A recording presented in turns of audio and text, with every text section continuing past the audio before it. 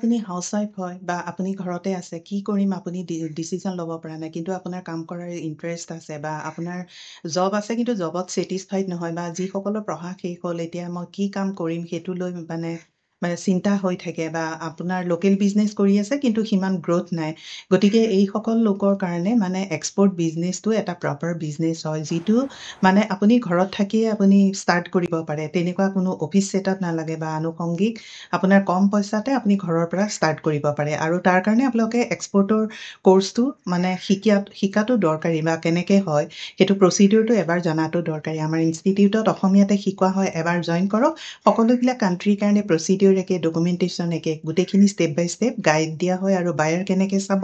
এইটো most important কথা সেইটো ষ্টেপ বাই ষ্টেপ গাইডেন্স দিয়া হয় এতিয়া যিসকলে এই ভিডিঅ'টো নতুনকৈ চাইছে তেওঁলোকে ছাবস্ক্ৰাইব কৰিব আৰু বেল আইকনটো প্ৰেছ কৰিব যাতে মই নতুন এনেকুৱা ধৰণৰ টপিকৰ ওপৰত কিবা ক'লে সেইখিনি আপডেট আপোনালোকে পাব পাৰে এতিয়া আপোনালোকে জানেনে কেনেকৈ আপোনালোকে এক্সপৰ্ট বিজনেছটো 20 বা 30,000 ভিতৰত আপোনালোকে ষ্টাৰ্ট কৰিব পাৰিব বা কিছুমানে কয় যে এইটো 20-30,000 পচিবল নহয় বা কিন্তু আপুনি কম বাজেটত প্ৰথমে ইনিচিয়েলি আপুনি এইটো পচিবল হয় গতিকে আপোনালোকৰ এনেকুৱা কোনো বোলে একদম বহুত টকা আপোনাৰ হাতত থাকিলেহে আপুনি এক্সপৰ্টৰ কাম আৰম্ভ কৰিব পাৰিব সেইটো কনচেপ্ট যিটো মানুহৰ মনত সোমাই আছে সেইটো আপোনালোকে দূৰ কৰক কাৰণ আপোনালোকে ইনিচিয়েলি 20-30,000 টকাৰ ভিতৰত আপোনালোকে কম ইনভেষ্টমেণ্ট কৰি আপুনি মানে এক্সপৰ্টৰ কাম আৰম্ভ কৰিব পাৰে আৰু এনেকুৱা অপৰচুনিটি আছে এনেকুৱা প্ৰডাক্ট আছে কাৰণ এক্সপৰ্টৰ কাৰণে আপোনাৰ কোনো বিগ অফিচ নালাগে বা আনুষংগিক আপোনাৰ অফিচৰ যিখিনি ৰিকুৱাৰমেণ্ট সেইখিনি আপোনাৰতো নালাগে ইনভেষ্টমেণ্ট আপুনি ঘৰত থাকিয়ে আপুনি খালি প্ৰডাক্ট চিলেকশ্যনটো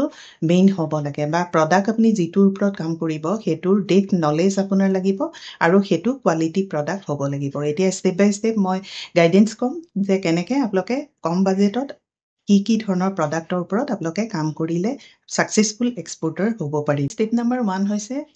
মানে চিলেক্ট দ্য ৰাইট প্ৰডাক্ট এতিয়া এইটো আপোনালোকে শুনিলে মানে আচৰিত হ'ব যে কি ৰাইট প্ৰডাক্ট মানে প্ৰডাক্ট চিলেকশ্যনৰ কথা কৈ থাকে কিন্তু আপোনাৰ প্ৰডাক্টৰ ওপৰতে আপোনাৰ এক্সপৰ্টৰ কাম আপোনাৰ নিৰ্ভৰ কৰিব কাৰণ আপুনি মানে এক্সপৰ্ট কৰিব হ'লে যে আপুনি চব প্ৰডাক্টে আপুনি মেনুফেকচাৰিং কৰিলেহে এক্সপৰ্ট কৰিব পাৰিব তেনেকুৱা কোনো কথা নাই আপুনি ৰাইট প্ৰডাক্ট আপুনি মাৰ্চেণ্টাইজ এক্সপৰ্টাৰ হিচাপে আপুনি কাম কৰিব পাৰে এতিয়া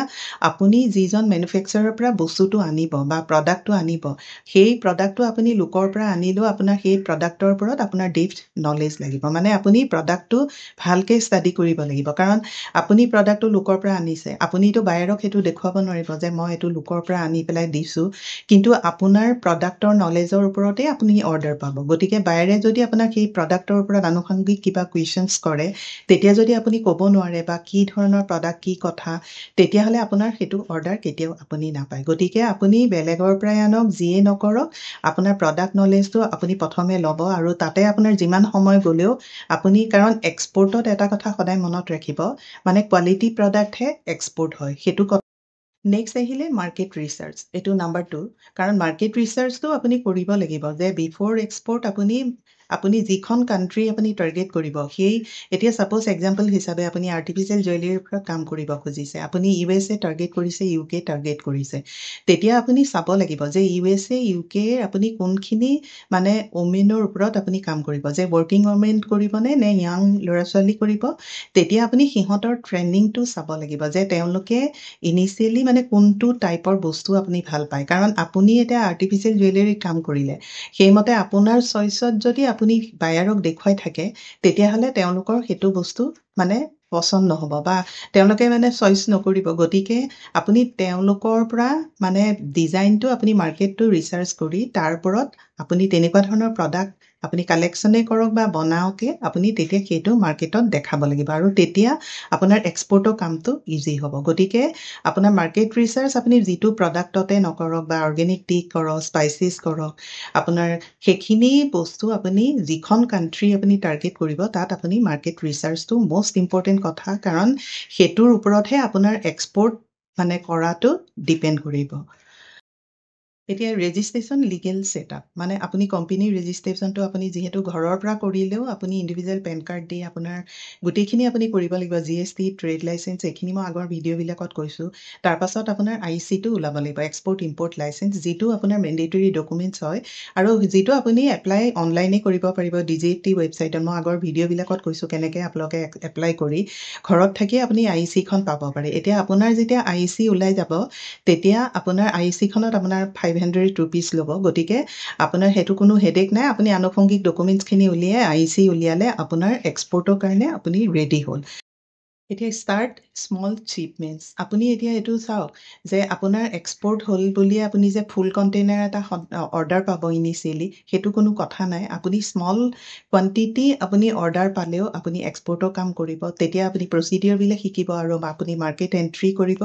আৰু আপোনাৰ স্মল আপুনি যেতিয়া অৰ্ডাৰ পাব তেতিয়া আপোনাৰ সেইখিনিত এডভান্স পে'মেণ্টটো হৈ যায় গতিকে সেইখিনি আপোনাৰ ইনিচিয়েলি ৰিস্ক ফ্ৰী হ'ব বা আপোনাৰ পইচাটো আগতে পাই গ'লে আপোনাৰ যিমানখিনি প্ৰফিট সেইটো ৰাখি আপুনি ভালমতে কাম কৰি তাৰমানে কোনো টাইমত যদি আপুনি বস্তুটো আপুনি সিখন দেশত দিব পাৰে তেতিয়া বায়াৰ ছেটিছফাইড হ'ব আৰু ছেটিছফাইড হ'লে আপোনাৰ ডাঙৰ অৰ্ডাৰ আহি যাব কাৰণ ইনিচিয়েলি আপোনাৰ এনেকুৱা নহয় যে আপুনি ফুল কণ্টেইনাৰ এটা অৰ্ডাৰ পালে আৰু তাৰ পাছতহে আপুনি এক্সপৰ্টৰ কাম আৰম্ভ কৰিব কাৰণ ইনিচিয়েলি ষ্টাৰ্ট স্মল মানে আপুনি কম মানে স্মল এমাউণ্টতে আপুনি এক্সপৰ্টৰ কাম কৰিব পাৰিব কাৰণ তেতিয়া আপোনাৰ কি হ'ব আপুনি বাই পোষ্টেলেদি আজিকালি ইমান ভাল হৈছে FPO ফৰেন পোষ্ট অফিচ আপোনালোকে তাত যাব তাত পেকেজিঙৰ সুবিধাও আছে গোটেইখিনি আছে আপুনি স্মল কোৱান্টিটি আপুনি ইজিলি আপুনি পৃথিৱীৰ বিভিন্ন দেশলৈ পঠাব পাৰিব এতিয়া আপুনি মাৰ্কেটিং উইদাউট বিগ ইনভেষ্টমেণ্ট মানে আপুনি মাৰ্কেটিঙত বহুত টকা আপুনি আজিকালি খৰচ নকৰিলেও হ'ব কাৰণ আপোনাৰ এতিয়া ছ'চিয়েল মিডিয়াৰ যুগ হৈছে FB আছে ফেচবুক বা ইনষ্টাগ্ৰাম বা লিংকডিন আপুনি এইখিনিত আপোনাৰ নিজৰ প্ৰডাক্টবিলাক আপুনি ডিছপ্লে কৰিলে আৰু ডিছপ্লে কৰাৰ পিছত আপোনাৰ মানে তেতিয়া আনুষংগিক আপোনাৰ সেই প্ৰডাক্টবিলাক আপুনি যিজন বায়াৰৰ লগত আপুনি মানে আপুনি পঠালে তেতিয়া তেওঁতো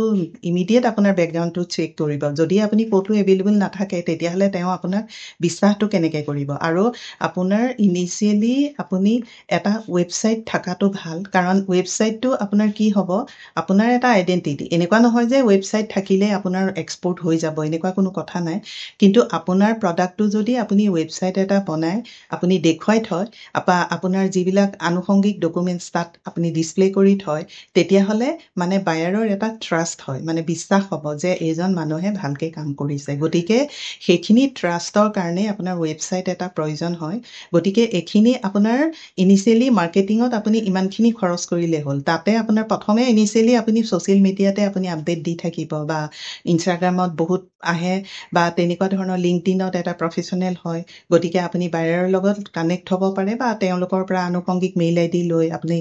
মানে ওৱান কণ্টেক্ট কৰিব পাৰে গতিকে সেই আজিকালি মাৰ্কেটিঙৰ কাৰণে মানে আপোনাৰ বিভিন্ন ধৰণৰ ফ্ৰী আছে এতিয়া যেনে আপোনাৰ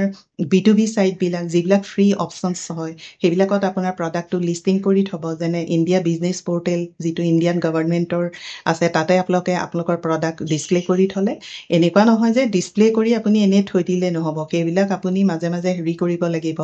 সেইখিনি কৰাৰ পিছত আপোনাৰ দেখিব আপোনাৰ প্ৰডাক্টটো যদি আপোনাৰ মানে ষ্ট্ৰেংথ আছে মানে প্ৰডাক্টটো আপোনাৰ কোনোবা বায়াৰৰ ইমাৰ্জেঞ্চি লাগিলে তেতিয়াহ'লে আপোনাৰ ওচৰত এনকুৱাৰী আহিব গতিকে সেইখিনিৰ পৰা যেতিয়া আপোনাৰ ওচৰত এনকুৱাৰী আহিব তেতিয়া আপোনাৰ ইজিলি সেইটো বস্তু এক্সপৰ্ট হৈ যাব এতিয়া এক্সপৰ্টত আপুনি বায়াৰ পালে কিন্তু আপুনি ছাপ্লায়াৰৰ ওপৰতো বহুত গুৰুত্ব দিব লাগিব কাৰণ আপোনাৰ এটা প্ৰডাক্টত আপুনি এটা ছাপ্লায়াৰ লৈ বহি থাকিলে নহ'ব কাৰণ ইনকেছ যদি আপুনি বহুত ডাঙৰ অৰ্ডাৰ পাই গ'ল তেতিয়াহ'লে এজন ছাপ্লায়াৰে আপোনাক ফুলফিল কৰিব নোৱাৰিবও পাৰে বা তেওঁ এনেই ক'ব যে মই দি দিম যিমান আছে মানে পাম কিন্তু সেইটো আপুনি মানে আপোনাৰ ৰিস্কটো নল'ব কাৰণ 4-5জন ছাপ্লায়াৰ আপুনি সদায় কথা পাতিব বা আপুনি যদি কিবা কাপোৰত আপুনি কাম কৰিব খোজে অৰ্গেনিক ছাষ্টেইনেবল ফেব্ৰিক বা এনেকুৱা ধৰণৰ তেতিয়া আপুনি লোকেলি গৈ আপুনি মেনুফেকচাৰ নকৰিলেও তাত গৈ আপুনি মানে কথা পাতিব বা সেইখিনি ট্ৰাষ্টটো বা মানে বিশ্বাসটো আপুনি ছাপ্লায়াৰৰ লগত প্ৰথমে ৰাখিব তেতিয়া আপোনাৰ স্মুথলি ফাংচনিং হ'ব কাৰণ আপুনি অৰ্ডাৰটো বাল্ক অৰ্ডাৰ পালে কিন্তু আপুনি ছাপ্লাই কৰিব নোৱাৰিলে তেতিয়াওতো আপোনাৰ এক্সপৰ্ট নহ'ব কিন্তু মানে এক্সপৰ্টত যেনেকৈ আপোনাৰ বায়াৰ ইজ মষ্ট ইম্পৰ্টেণ্ট তেনেকৈ আপোনাৰ supply is also' most important মানে ছাপ্লায়াৰো আপোনাৰ বহুত ইম্পৰ্টেণ্ট হয় কাৰণ আপুনি ছাপ্লাই দিলেহে আপুনি এক্সপৰ্ট কৰিব পাৰিব। আপোনাৰতো নিজা প্ৰডাক্ট নহয়, আপুনি বেলেগৰ পৰা আনি সেইটো পঠাব লাগিব। গতিকে সেইখিনিত আপুনি এক্সপৰ্টত আপুনি জাষ্ট এজন মিডলমেন, আপুনি বায়াৰ আৰু ছাপ্লায়াৰক কানেক্ট কৰিব। গতিকে সেইটো বস্তু এতিয়া আপুনি যদি মেনুফেকচাৰ আপোনাৰ নিজা প্ৰডাক্ট আছে, তেতিয়াহ'লে আপোনাৰ কোনো ভয় নাই। তেতিয়া আপুনি ইজিলি কৰিব পাৰিব, আৰু কাৰণ আপুনি আপোনাৰ প্ৰডাক্ট অনুযায়ী সেইটো বায়াৰ চালেই হ'ল। কিন্তু মেক্সিমাম আমি মানে মাৰ্চেণ্টাইজ এক্সপৰ্টাৰ এটা সুবিধা হৈছে কি, আপুনি বিভিন্ন ছেক্টৰত বা ফুড ইণ্ডাষ্ট্ৰি বা আপোনাৰ য'তেই মন গ'ল তাতে আপুনি কাম কৰিব পাৰিব। কিন্তু তাৰ কাৰণে আপুনি প্ৰডাক্টটো নলেজটো লাগিব, কিন্তু আপুনি চব ইণ্ডাষ্ট্ৰিতে আপুনি সোমাব পাৰিব। এনেকুৱা কোনো কথা নাই যে এইটো প্ৰডাক্টতে মই কাম কৰি আছোঁ, কিন্তু আপুনি যদি বায়াৰৰ ৰিকুৱাৰমেণ্ট মতে বেলেগ এটা ইণ্ডাষ্ট্ৰি আপোনাৰ মানে সোধে বায়াৰে যে এই প্ৰডাক্টটো দিব পাৰিবনে, তেতিয়া আপুনি ইমিডিয়েট সেইটো প্ৰডাক্টৰ ওপৰত কাম কৰি সেইটো এক্সপৰ্ট কৰিব পাৰিব। গতিকে এনেকুৱা ধৰণৰ টপিক আপোনালোকে এক্সপৰ্টৰ আগত জনাটো দৰকাৰী। গতিকে আজি ভিডিঅ'টোত আপোনালোকে গম পাইছে কেনেকৈ আপোনালোকে ষ্টাৰ্ট স্মল কৰি আপোনাৰ মানে ডাঙৰ আপুনি এক্সপৰ্টাৰ হ'ব পাৰে, আৰু এক্সপৰ্টৰ কাৰণে যে বহুত টকা আপোনাৰ হাতত থাকিবও নালাগে সেইটোও আপোনালোকে গম পাইছে, বা এটা বিগ ইনভেষ্টমেণ্ট নাই যে কোম্পেনী ছেটআপ বা আনুষংগিক কোম্পেনীটো আপুনি ছেটআপ কৰিলেও নহ'ব। তাত ইলেক্ট্ৰিচিটি বিল আহিব, ৰুম ৰেণ্ট বা আপুনি যিখিনি এমপ্লয়ী ৰাখিছে সেইবিলাক আপুনি মানে নালাগে এক্সপৰ্টত। আপুনি ঘৰৰ পৰাই কৰিব পাৰিব, খালি আপোনাৰ প্ৰডাক্ট নলেজটো লাগিব আৰু ৰাইট আপুনি বায়াৰ মানে চাব লাগিব, আৰু বায়াৰ জেনুইনিটি চেক কৰিব লাগিব। চেক কৰি আপুনি এক্সপৰ্টৰ কাম আৰম্ভ কৰিব পাৰিব, আৰু এডভান্স পে'মেণ্টটো পচিবল হয় এক্সপৰ্টত। গতিকে আপোনালোকে এডভান্স পে'মেণ্ট পাবলৈ আপুনি বেকগ্ৰাউণ্ডত কি কাম কৰিছে সেইটোৰ ওপৰত ডিপেণ্ড কৰিব। আপুনি যদি কোনো ছ'চিয়েল মিডিয়াত আপডেট নাই, একো নাই, তেতিয়াহ'লে আপোনাক কিয় বায়াৰে আপোনাৰ এডভান্স পে'মেণ্ট দিব? সেইখিনি কমপ্লিটলি আপোনাৰ ওপৰত ডিপেণ্ড কৰিব। গতিকে আপোনালোকে আহক, এক্সপৰ্ট কৰক। এক্সপৰ্ট কৰি আপোনালোকে নিজেও মানে এটা আজিকালিতো FTA কৰিছে, UK লগত হৈছে, অষ্ট্ৰেলিয়াৰ লগত অলৰেডি হৈছে, UAE। গতিকে এইবিলাক কাণ্ট্ৰি আপোনালোকে ইজিলি এক্সপৰ্টৰ কাম আৰম্ভ কৰিব পাৰিব। থেংক ইউ ফৰ ৱাচিং দিছ ভিডিঅ'।